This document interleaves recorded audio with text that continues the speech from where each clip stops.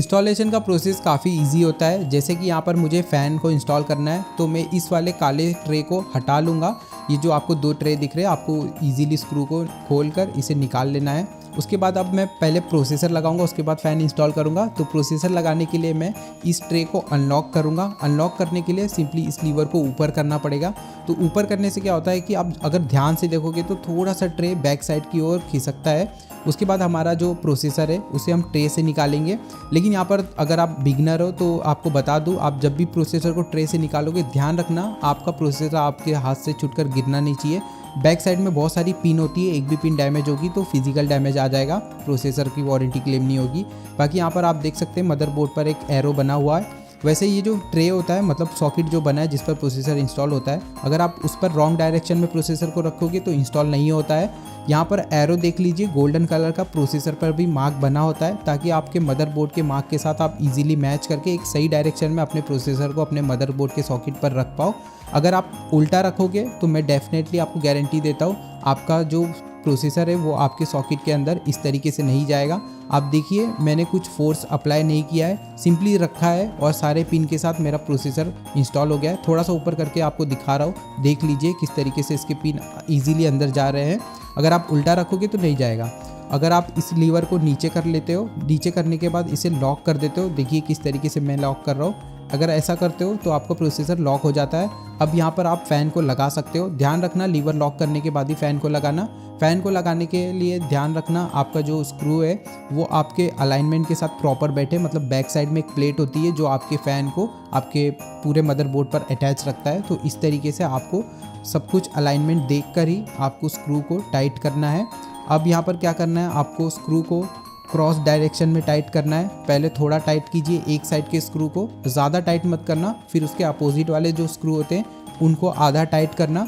उसके बाद आप जब आधा टाइट कर लोगे तो क्या होता है कि प्रोसेसर के ऊपर पूरा एक तरफ से फोर्स अप्लाई नहीं होता। उसके बाद आप पूरे स्क्रू को ईजिली अच्छे से टाइट कर सकते हो।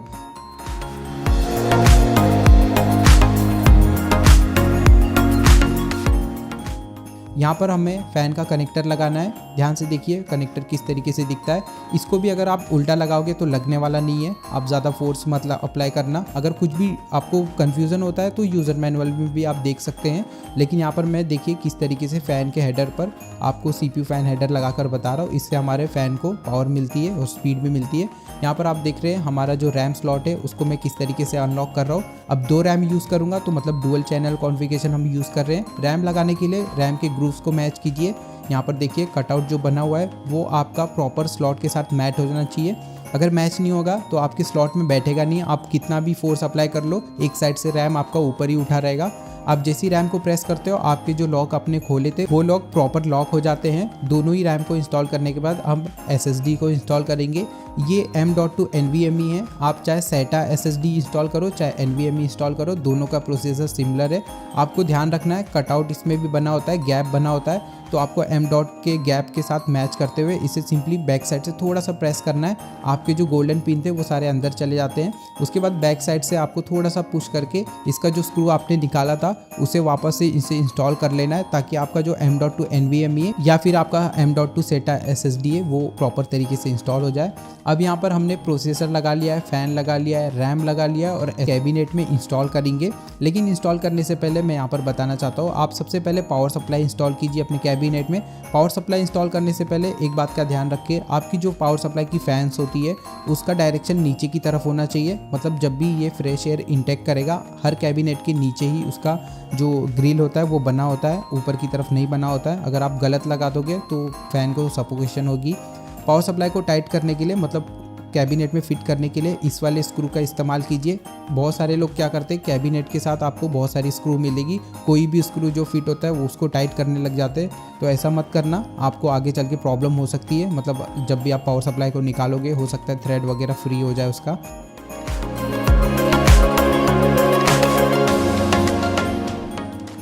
उसके बाद आईओ शील्ड लगाना। आईओ शील्ड आपको कैबिनेट के अंदर मिल जाता है। ध्यान से देख लेना मैं कैसे इंस्टॉल कर रहा हूँ, उल्टा सीधा मत इंस्टॉल कर लेना, वरना आपका जो इनपुट आउटपुट पोर्ट है वो आपको दिखेगा नहीं प्रॉपर।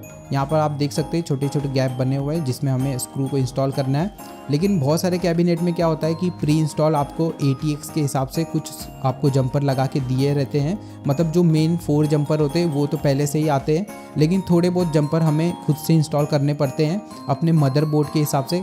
हम माइक्रो ATX वाला मदरबोर्ड यूज़ कर रहे हैं, इसलिए हमें प्रॉपर तरीके से पहले लगा कर देखना होगा कि हमारा जो जंपर है कहाँ कहाँ हमें कम पड़ रहा है। तो अगर ATX बोर्ड इंस्टॉल करते हो तो काफ़ी ज़्यादा नीचे होता है, तो उसके हिसाब से पहले से कैबिनेट ब्रांड लगा कर देती है।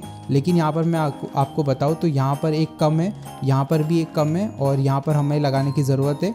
तो मुझे टोटल 3 जंपर लगाने की ज़रूरत है। अब जंपर दिखाता हूँ आपको कैसा रहता है। आप कैबिनेट के साथ जो भी स्क्रू मिलते हैं आपको इस तरीके के देखिए जंपर मिलेंगे, जो आपके मदरबोर्ड की जो बैक पैनल होती है उससे थोड़ा ऊपर रखते हैं आपके मदरबोर्ड को, ताकि शॉर्ट सर्किट ना हो।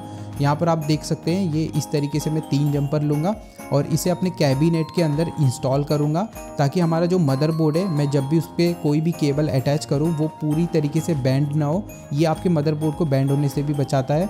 और यहाँ पर आपको क्या करना है, इसे लगाने के बाद अच्छी तरीके से आपको प्लायर या फिर पकड़ वगैरह का यूज़ करके अच्छी तरीके से आपको टाइट कर लेना है, ताकि आप जब भी स्क्रू लगाओ मदरबोर्ड को, मतलब फिट करो इस जंपर पे, तब कभी भी आपको फ्यूचर में खोलना पड़े तो आपका क्या होता है, बहुत लोग का मैंने देखा है कि उसका जो बैक साइड का जंपर होता है वो भी उसके साथ घूमता रहता है, तो इससे हमारा मदरबोर्ड निकलता नहीं है और काफ़ी खींचातानी करने के बाद मदरबोर्ड डैमेज भी हो सकता है। तो ध्यान रखिए, अच्छे से टाइट कीजिए जंपर को जितना हो सके। उसके बाद आपको कैबिनेट के अंदर इस तरीके से मदरबोर्ड को रखना है और आराम से आपके छोटे छोटे जो ATX स्क्रू होते हैं उसे माउंट करना है। अब यहाँ पर देखिए स्क्रू किस तरीके का है। बहुत सारे क्या लोग करते हैं कि कैबिनेट का जो स्क्रू होता है, मतलब जिससे हमने पावर सप्लाई इंस्टॉल किया था, वही कसने लग जाते हैं। देखो ज़बरदस्ती करोगे तो कस जाएगा आपका थ्रेड ख़राब होके, लेकिन यहाँ पर जो स्टैंडर्ड तरीका है आपको ATX स्क्रू को ही इस्तेमाल करना है। अगर आप इस स्क्रू को इस्तेमाल करोगे तो हो सकता है कल को मदरबोर्ड अगर खोलने की ज़रूरत भी पड़े तो आपका मदरबोर्ड जो है इजीली निकल जाए। यहाँ पर पावर सप्लाई के पहले आपको CPU कनेक्टर लगाने हैं। ध्यान से देख लीजिए मैं किस तरीके से कनेक्टर लगा रहा हूँ।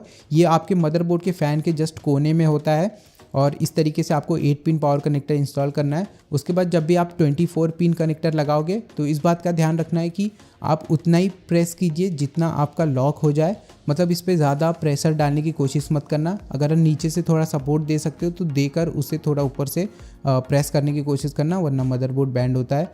और यहाँ पर देख सकते हैं ये जो छोटा छोटा कनेक्टर है ना, काफ़ी सारे लोग इसमें ही कंफ्यूज हो जाते हैं और यही मेन कनेक्टर होता है आपके फ्रंट पैनल के लिए। अब इसका काम ये होता है कि आपका जब बटन आप प्रेस करोगे, रीस्टार्ट बटन या फिर पावर सप्लाई का बटन, तो वो आपको इंडिकेट करता है पावर LED वगैरह। तो आप देखिए किस तरीके से इसे लगाना होता है। आपका जो हेडर होता है, मतलब जिसमें मैं लगा रहा हूँ, प्लस माइनस आपको देखकर लगाना है। अब प्लस माइनस आपको सिर्फ LED के लिए देखकर लगाना है। और मैं कैसे लगा रहा हूँ आप ध्यान से देखिए, मदरबोर्ड पर वहाँ पर अटैचमेंट दिया हुआ है, मतलब मदरबोर्ड पर प्रिंट करके दिया हुआ है कि आपको कहाँ पावर LED का प्लस माइनस लगाना है। सब कुछ लिखा होता है एक एक चीज़।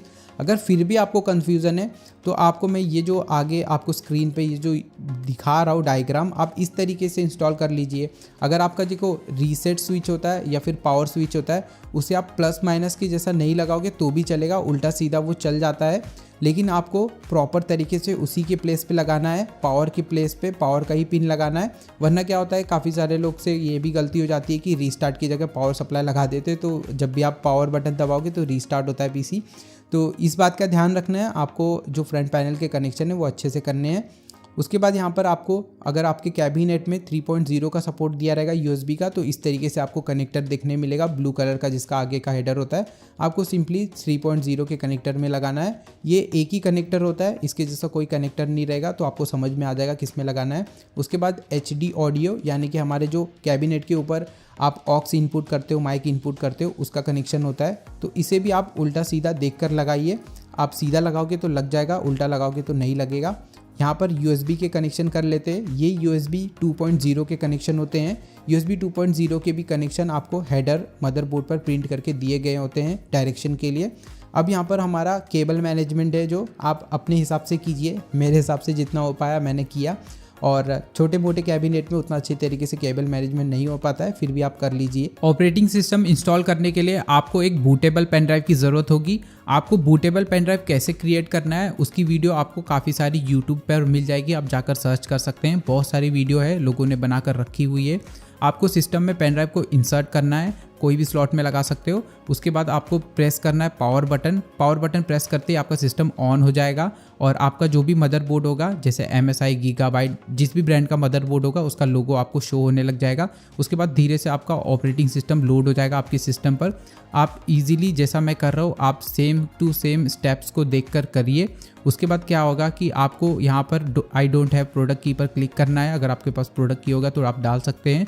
आपको कोई भी वर्जन सेलेक्ट करना है इसमें से, जो भी आपको सही लगे। उसके बाद थोड़ा term and condition, custom setting पर जाकर यहाँ पर जो हमारा पहला 500 GB का NVMe दिखा रहा है, मैं उस पर इंस्टॉल करूँगा, क्योंकि मेरे सिस्टम में मैंने सिर्फ एक ही फास्टेस्ट ड्राइव इंस्टॉल की है, M.2 NVMe। अगर आप मल्टीपल ड्राइव इंस्टॉल कर रहे हैं तो आपकी जो फास्टेस्ट ड्राइव होगी उसमें अपने ऑपरेटिंग सिस्टम को इंस्टॉल करना, ताकि आपका सिस्टम स्मूथ चल सके। ऑपरेटिंग सिस्टम इंस्टॉल होने के बाद आपको पेन ड्राइव को रिमूव कर लेना है। सिस्टम ऑटोमेटिकली आपका रीस्टार्ट होगा, आपको कुछ भी करने की ज़रूरत नहीं है, ऑटोमेटिकली लोड होगा। फिर उसके बाद थोड़ा मोड़ा जो सेटअप होता है वो आपको कर लेना है। ये सेटअप बहुत ही इजीली, अगर आप पढ़ के एक एक चीज़ को करोगे तो आपका सिस्टम इजीली सेटअप हो जाता है। यहाँ पर सेटअप होने के बाद यहाँ पर मैं सिस्टम को एक और बार रीस्टार्ट करूँगा, क्योंकि अब मुझे बायोस में सेटिंग करनी है, थोड़ा सा टाइम लगता है। उसके बाद